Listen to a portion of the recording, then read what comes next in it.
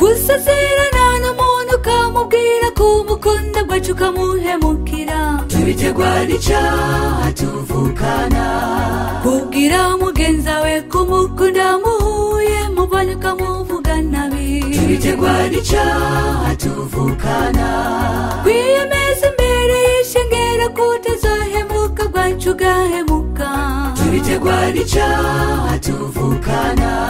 kuba Imana idusaba ko twakuzura n'abantu bose hama tugakunda bamwe tubitegwa n'icyaha tuvukana ubu abantu bagiye kubura ijuru kubera kutagira urukundo tubitegwa n'icyaha tuvukana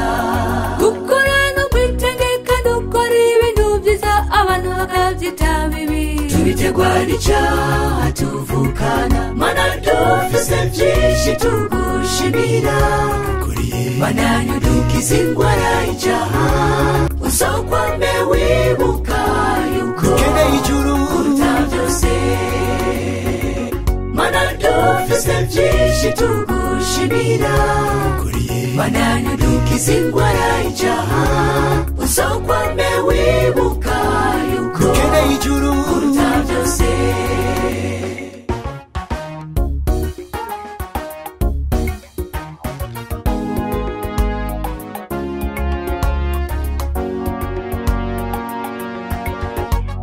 kuba ingozi isambuka kandi sari zubatse Mariya je bibibi tubitegwa n'icyaha tuvukana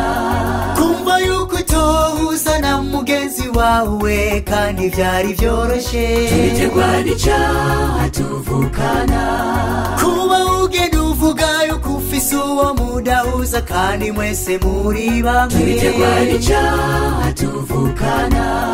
kwanga mugenzi wawe kubera amajambo mabi wabwiwe n'abandi bantu tubitegwa n'icyaha tuvukana kwanga mugenzi wawe kubera ubonye ateye intambwe zisa mu buzima tubitegwa n'icyaha tuvukana kwanga kwiyuzuza na mugenza we kandi uzi yuko bizokubuza ijuru tubitegwa n'icyaha Mana dufise byinshi tugushimira Mana ntudukize ingwara iraturebeje wibuka yuko ukeneye ijuru Mana dufise byinshi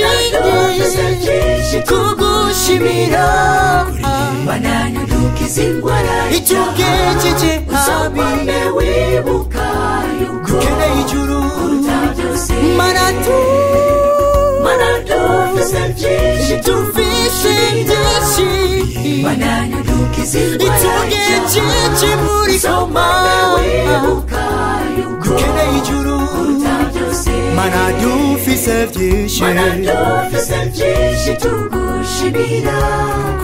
Mana ntudukize ingwara iratwishira tumaze wibuka yuko ukeneye ijuru